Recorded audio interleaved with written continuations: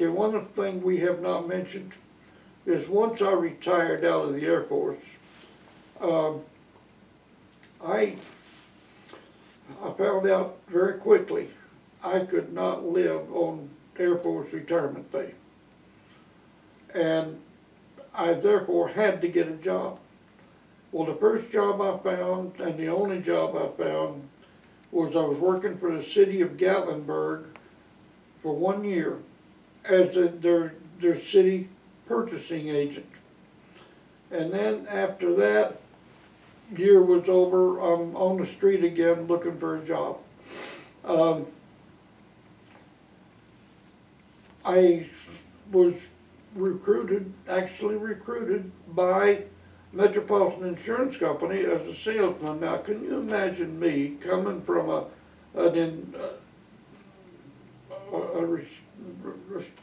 inhibited, restricted kind of background into a wide open job of a salesman? Well, and in fact, you're probably the worst kind of a salesman job you can have because you're selling life insurance, right? And then that's abstract. It's not something solid you can hold in your hand, but I put in 23 years, successful years. Yeah, and it's not like, you know, if you buy a house or you buy a car, they're going to make you have automobile insurance and house insurance. And life insurance is something that you have to sell that. You're right. You're right. And that was a 23-year career before I retired a second time. Now, one thing we haven't talked about is that when I came back here, one of the first things that happened, our family decided that we're going to visit my old church, we're going to visit Maggie's old church, and then we'll start looking for our church. Well, we went to Walden's Creek Methodist Church, where we are said, we're so happy to have you back. We'll be sure and come next Sunday to our annual Fox family reunion. And by the way, you've been floating around the world, you could say something on the program. Well, I did. I don't remember all the talked about, but I was on the Fox, I was on the program at the Fox family reunion and wound up getting elected president that very same day. About 2 months later, I attended the Andes, my mother's side of the family reunion, and got elected president again.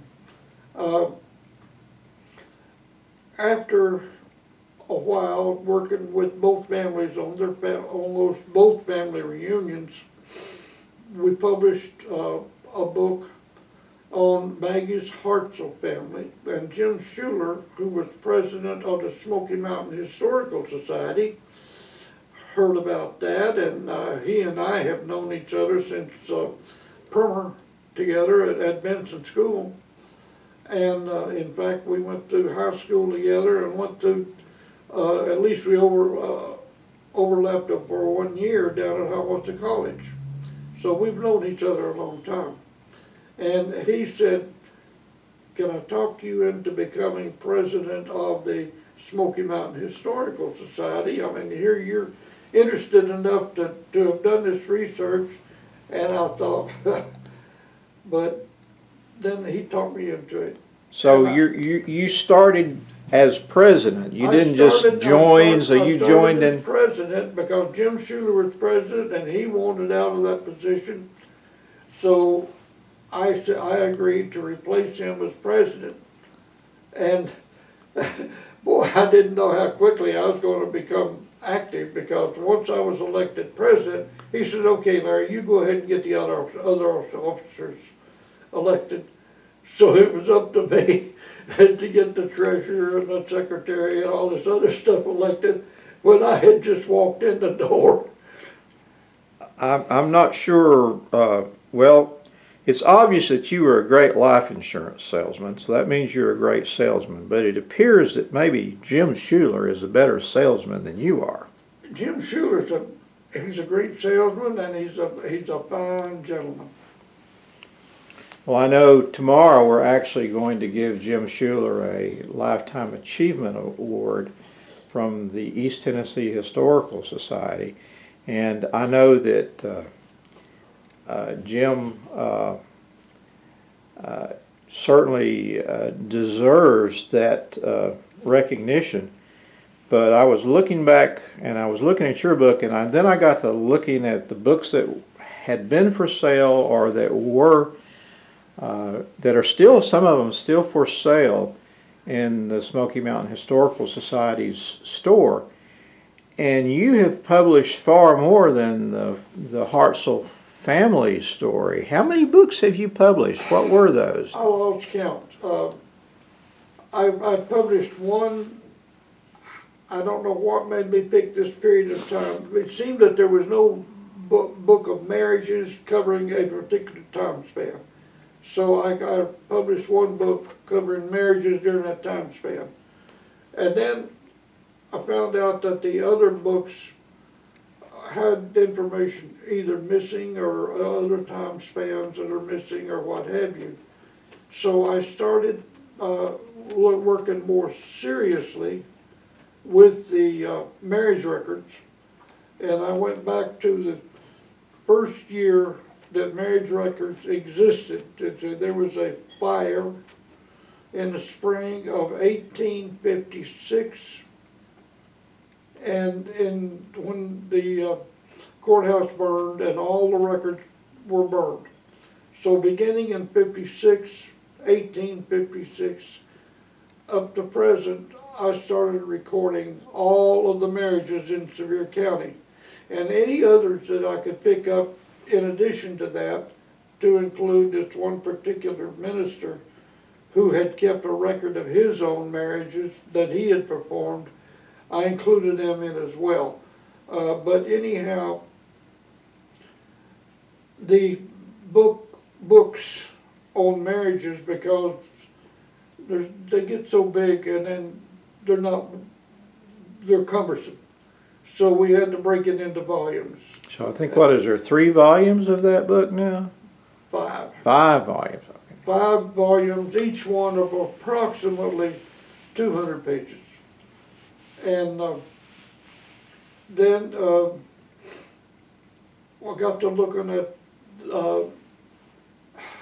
Kenny Rawlings, who was the owner of a Rawlings Funeral Home, said something about he had some funeral home records that he was just going to have destroyed. And I said, no, let me see those first. So he let me see his funeral home records, which were not genealogical information. What they were was financial information. But I was able to glean a whole bunch of genealogical information out of it. I promised him I would not publish any kind of financial information. I would only publish the genealogical information. And that was one book all by itself on the Rawlings Funeral Home records. And then Ashley's funeral home records, I published them, and that was a 4-volume book, and because their records were more complete, they had a whole lot more information about who the survivors were, what the occupation was, and all kinds of other stuff of the deceased.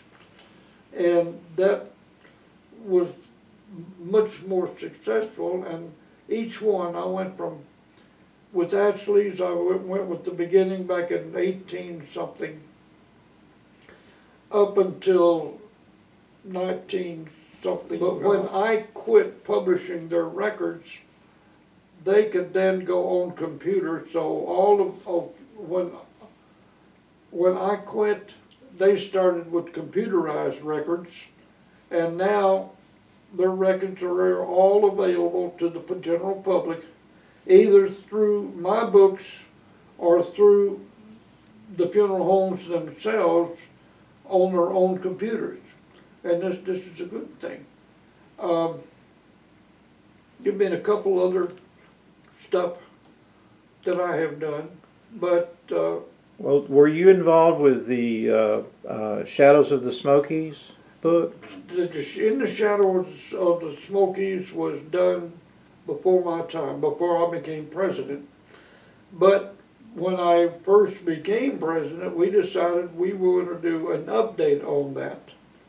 And we did do an update on In the Shadow of the Smokies, Shadows of the Smokies. And there was a couple other books we did as well. And right now it escapes me what they were. Well, there's the Gentle Winds of Change book. Now that was also before my time. Oh, really? Okay. That was a fantastic effort on the part of the Historical Society members themselves who came together and each picked a part to write about, and that turned out to be a fantastic book. One of the first things I learned as president of the Smoky Mountain Historical Society, I thought it was a Sevier County organization. Turned out it was a tri-county, which included Cocke County, Sevier County, and Blood County. And we also published a quarterly newsletter or journal. Well, we changed the name from newsletter to journal because it became more formatted. And the first editor that I had was Cheryl Henderson, who she took on more responsibility with East Tennessee Historical Society, so she gave up the position of editor, and that was taken by Florence Bush. And Florence Bush was also one fantastic crackerjack editor of the journal. Well, she reached the point where she had to resign that position, and of course she died very soon thereafter. And Jim Fowler took over as editor, and he and I were working together throughout the years as president and as editor of the Smoky Mountain Historical Society. Well, I know that you had several positions other than president. Well, you're right. When I decided that I needed to do what Jim Fowler did, is I sweet talked Dr. Bob Palmer to become my replacement as president, then I agreed to accept the position of corresponding secretary. And after that, it was one position after another, whichever one needed to be filled the most, I would fill in and I would do that job. And I had a job as an officer in the Smoky Mountain Historical Society for, it seemed like forever. Well, you're still an officer in the Historical Well, as a matter of Society. fact, I am still the vice president for Sevier County. And your ability to sail must have declined. You're not as good as you ever were, perhaps. You're as good once, but not as good because you've not been able to talk anyone into taking that position so far. Well, I'm not going to get anyone to take my position. I'm just going to die and leave it. Okay. Well, I don't think that there'll be many people that argue with that, and I think that many, if not all, hope that you live many more years as long as you're living well. That's true.